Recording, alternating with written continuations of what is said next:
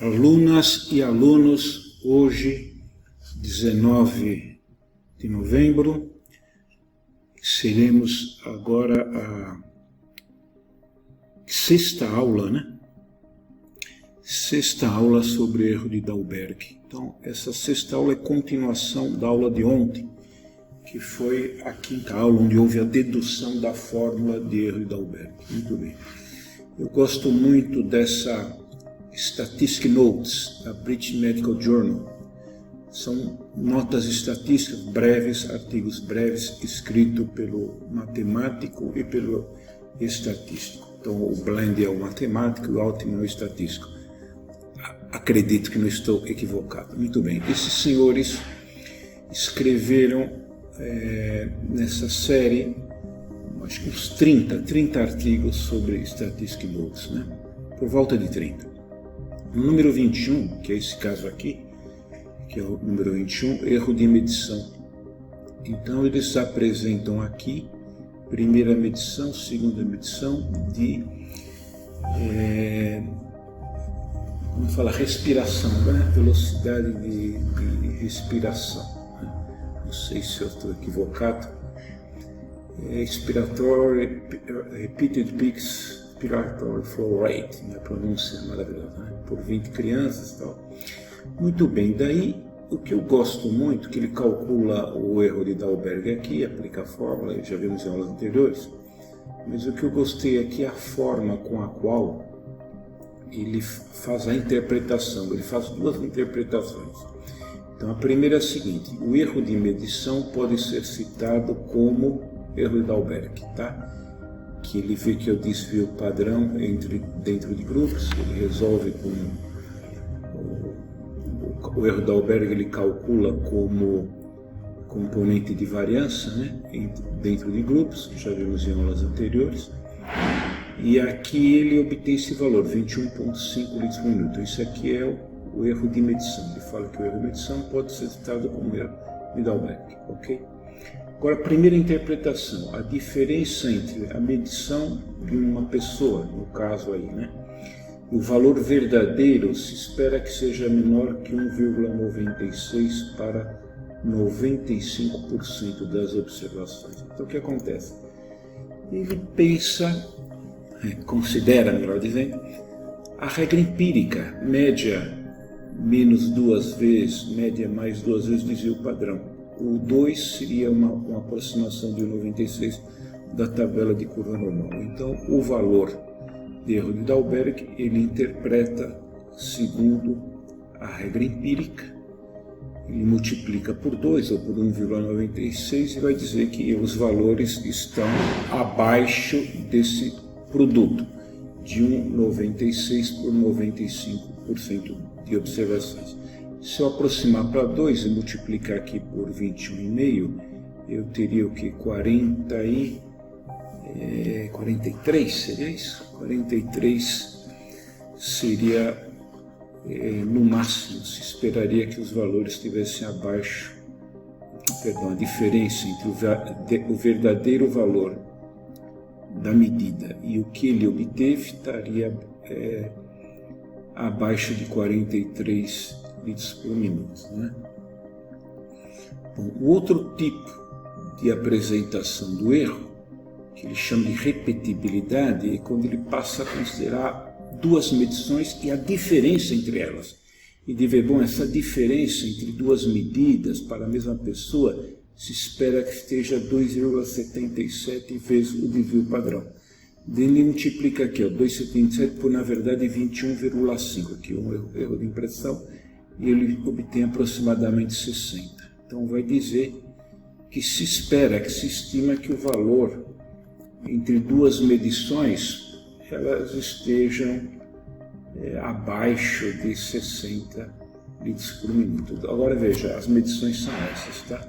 Aqui entre a primeira e a segunda medição, aqui teve uma diferença de 30, aqui de 20, aqui de nada, aqui a gente chama uma diferença de 90, aqui uma diferença de 5, aqui de nada, aqui diferença de 20, nada, diferença de 10, aqui já uma diferença de 30, aqui de 20.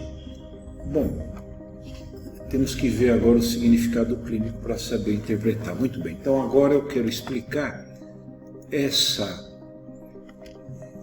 com um pouco mais de detalhe como ele raciocina, que esse tem sido o meu desafio. Então na aula anterior eu mostrei para vocês, quando você faz uma primeira medição, uma segunda, você supõe que a média verdadeira se mantém, ou seja, está numa população. Então se aqui a média é 50, aqui é 50, na primeira e na segunda medição. E daí você vai calcular o erro da Dalberg. Então a primeira interpretação é aquela da regra empírica, que é a diferença entre o valor verdadeiro e da medida seja 1,96 o erro da Dalberg. Porque o erro da Dalberg é o desvio padrão vamos dizer assim, da população. No caso hipotético, eu tenha realmente o valor da distribuição, tá? Então, seria esse caso aqui, que eu imagino que o erro da Dalberg seria o erro da população, que eu tenha realmente a verdadeira distribuição dos valores, que não é o que ocorre, não é verdade? Então, por isso tem que se estimar. Então, me baseio na regra empírica, eu tenho aqui na população normal, posso fazer o raciocínio aqui ou na primeira ou na segunda medição, não importa. O que importa é que eu tenho o erro da Dalberg e eu admito que ele seja uma boa estimativa do valor verdadeiro da população. Muito bem, e a segunda interpretação? A segunda interpretação do artigo, né, é que ele considera a diferença entre duas medições. Então aqui eu tenho a curva normal de valores de diferença, tá, entre uma observação e outra. Então, o que acontece é que o desvio padrão aqui seria a raiz quadrada da variância, que ela é dada pela soma. Seria 2 vezes a variância, eu extraindo a raiz quadrada, eu teria aqui o desvio padrão, tá? Então, o que fala o artigo lá? A diferença entre duas medições para a mesma medida pode ser estimada como raiz de 2, tal. E essa expressão aqui, raiz quadrada de 2 vezes 1,96, o 96 é da curva normal, né? 95%. Leva o nome de repetibilidade. E se eu multiplicar a raiz de 2 por 1,96, eu terei esse 2,77. Então, no caso do exemplo do livro, o erro da Dalberg calculado foi 21,5. Então, eu tenho aqui raiz de 2 vezes 1,96 vezes esse valor. E eu tenho aí os 60 bits por minuto. Então, assim, a diferença entre duas medições pode ser estimada como inferior a 60 bits por minuto para 95% de observações. Então, aí vem o significado clínico nas tuas medições para você avaliar se isso tem ou não significado clínico. Muito bem. Agora vamos ver o algebrismo. Qual foi o raciocínio aí, né? Então eu parto aqui dessa população normal, onde o desvio padrão vale 2 vezes o erro da Dalberg elevado ao quadrado, tá? Então, o que acontece? O desvio padrão dessa população, que o desvio padrão é a raiz quadrada da variância, né? Então, de valores diferentes. Então, esse desvio padrão extrai a raiz quadrada, daqui eu sigo a raiz quadrada, e daí eu passo até agora essa expressão, raiz de 2 versus sigma, tá? Então, aí fazendo a dedução, me lembro que o z, aquela variável normal padronizada, é diferença, no caso aqui 2 medições, dividido o desvio padrão, que é isso aqui, né? 2 raiz quadrada de 2 vezes variância versus o número 2, né? Variância é desvio padrão elevado ao quadrado, que é o da Dalberg. Então aí sai o desvio padrão ao quadrado, ele sai da raiz e dentro da raiz só fica o número 2. Então o z passa a ser igual ao que? A diferença dividido por esse denominador. Então, trocando agora porque era segundo membro para primeiro membro da equação, fica a diferença é z que multiplica tudo isso. Então a diferença é z raiz quadrada de 2, o z 95% é 1,96, raiz quadrada de 2 é 1,44, Já não lembro agora a raiz quadrada de 2 quanto é exatamente. Vamos ver aqui. Pegar aqui a calculadora, vamos ver se eu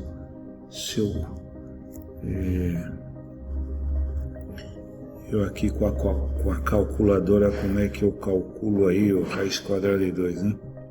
Vocês têm que ter paciência comigo.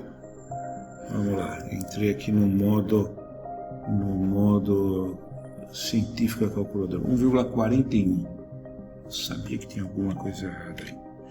Então é 1,414, tá? Por isso que eu pensei no 44. Então, esse produto 1,96 por 1,41 vai dar o 2,77. Aqui na verdade vai estar até o número 1, mas no artigo está lá 2,77. Tá?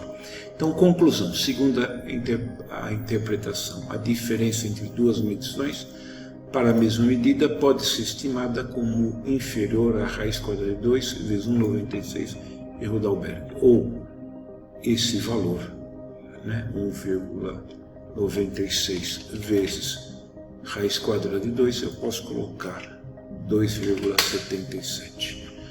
Ok, então obrigado pela atenção.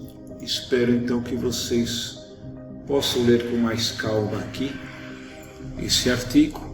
E eu acredito que com essa explicação tornou um pouco mais fácil a leitura e a compreensão desse artigo.